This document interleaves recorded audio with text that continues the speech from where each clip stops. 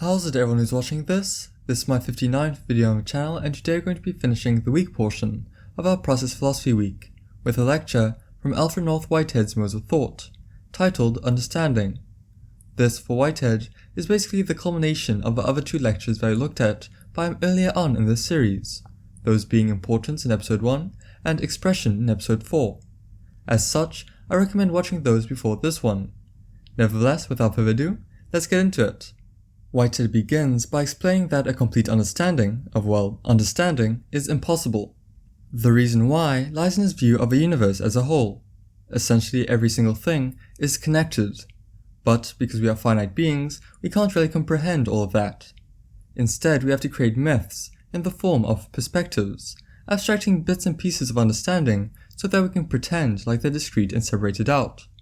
Moreover, even the number of perspectives is infinite. As such, no matter how hard we try, we can't understand the very act of understanding absolutely.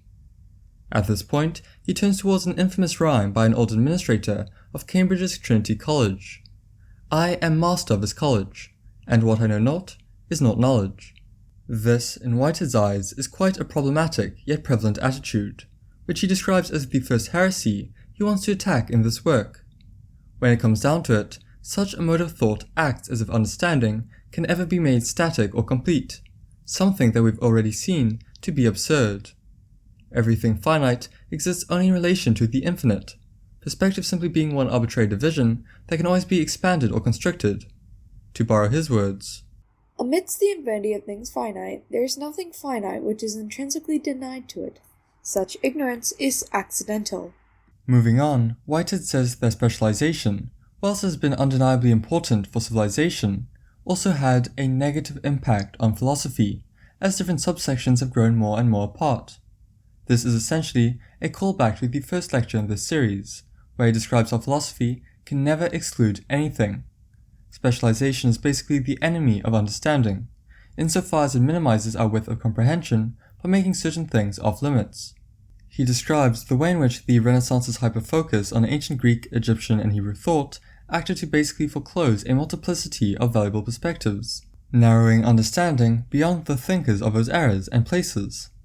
His central thesis here is that civilization must break out of specialization and widen its scope.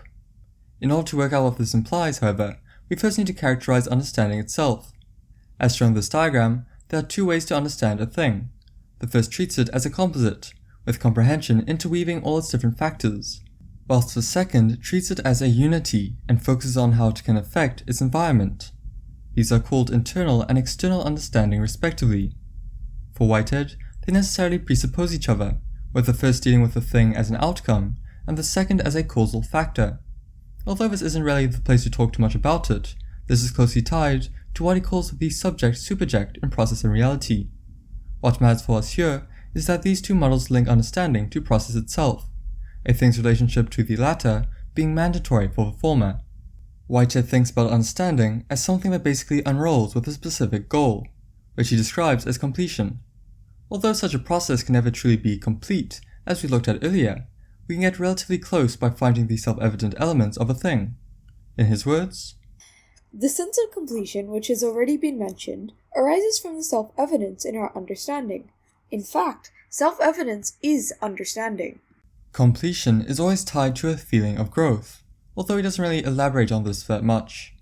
For now, Whitehead's focus lies squarely on the notion of proof, and status is what he calls a feeble second-rate procedure.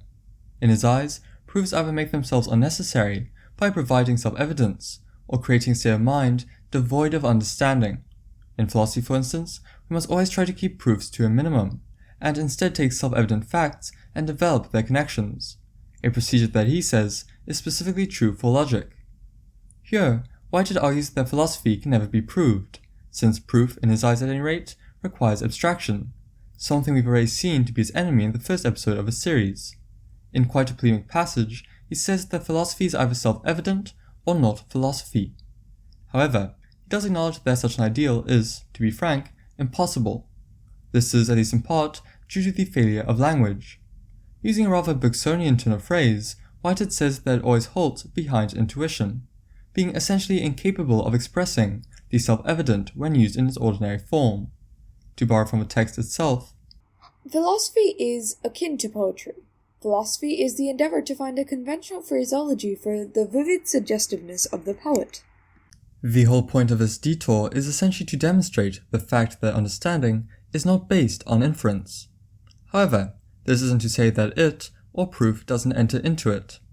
As Whitehead explains, we and our self-evidence are limited and imperfect. As such, proof and inference act as invaluable tools for extension. It's on this note that he turns to another aspect that defines the character of things, what is often called disorder, evil, or error. There's a tendency that he pinpoints as especially severe in monistic idealisms and even Spinoza, to basically fabricate a fairy tale of perfection with what is perceived to frustrate that being thrown in as an afterthought. In Whitehead's eyes, their kind of monism is often unsatisfactory because it has the absolute be confused about its own details. This confusion is self-contradictory, since such philosophies hold that only order can exist. Here, it seems like you might be thinking about Spinoza's necessitarianism, the idea that everything that happens must happen, although I could be wrong. Whatever the specifics are, Whitehead's point is that we must try to develop a system that can have the two coexist. To this end, he lays down two principles that he sees as fundamental. The universe includes a factor of unity, and the universe includes a factor of multiplicity. Here again, we return to the internal and external forms of understanding, just in different terms. On the one hand, unity for him implies that everything is interconnected. On the other hand, multiplicity implies a degree of individuality. He's basically introducing what he calls actual entities in process and reality, which all have their own unique experiences, yet also require each other. Although not really the focus of this lecture, everything in our reality is made up of these entities. As shown in this diagram, they can be thought of almost as forming an endless net, where, whilst they have some kind of finite individuality, they also implicate an infinity of other entities and their connections. To return to the text is the tension between the two factors that allows for order and confusion, frustration, evil, and so on to coexist. Insofar as there's unity, there's order. Insofar as there's multiplicity, there's the possibility of disorder. At the end of the day, Whitehead holds that philosophy fails in its duty whenever it prizes the one over the other. Taking a step back though, he now looks at the problem of process. If we take there to be unity of things, how is it that movement remains? One response is that change is nothing more than an illusion, a position I believe is linked to Parmenides. Our author, however, takes a position more in line with Heraclitus, the great pre-Socratic philosopher of process. As Whitehead says, how can the unchanging unity of fact generate the delusion of change? Surely, this satisfactory answer must embody an understanding of the interweaving of change and permanence. Something that makes this all the more difficult is a problem he connects to the ambiguity implied by words like and alongside together. This is most evident in the idea of inconsistency, which Whitehead says denies a possible conjunction between certain meanings. The ambiguity lies in the fact that describing two things as inconsistent produces such a connection itself. Conjunctives for Whitehead are essentially death traps for accuracy, with him claiming that many of the contradictions that have plagued both ancient and modern logic stem from them. To demonstrate this, he takes two propositions which he represents with P and Q. As illustrated here, they are inconsistent in the sense that the one being true implies that the other is false. Maybe neither is such, but never can both be. We only get beyond this through process, a claim which is again rather reminiscent of Heraclitus and his understanding of the unity of opposites.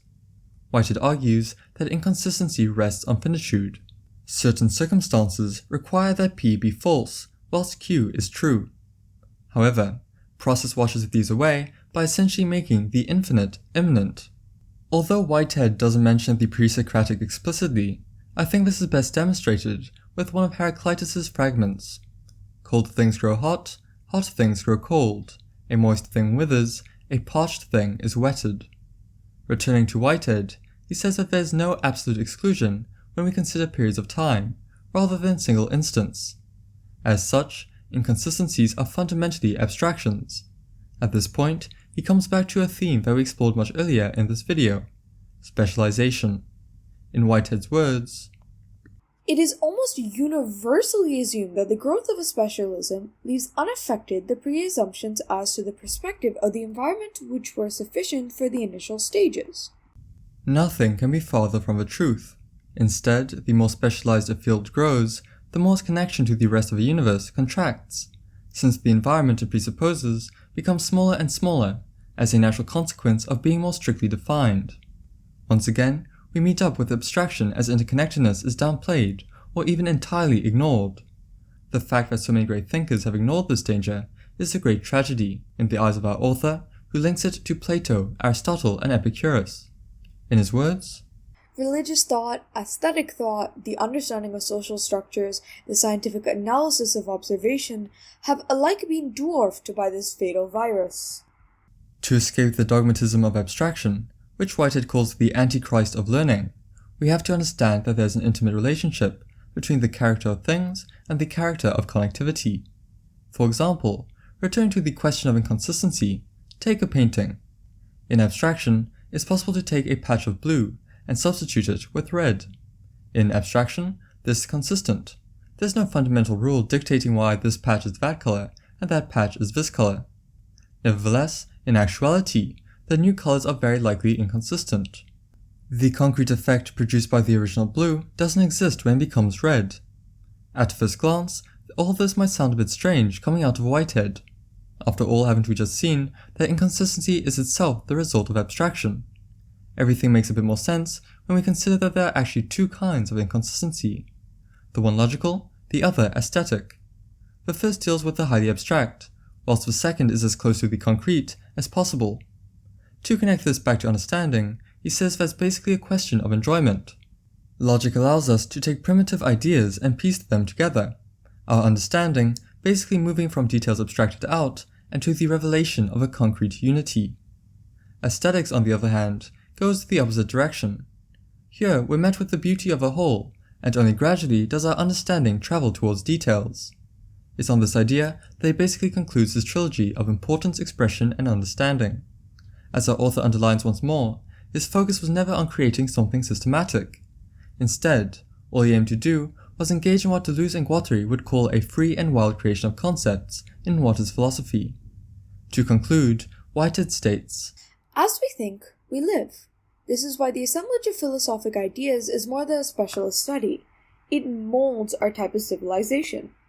Now, with this, we're done with the first series of lectures from Modes of Thought by Alfred Whitehead, having gained a better understanding of, well, understanding.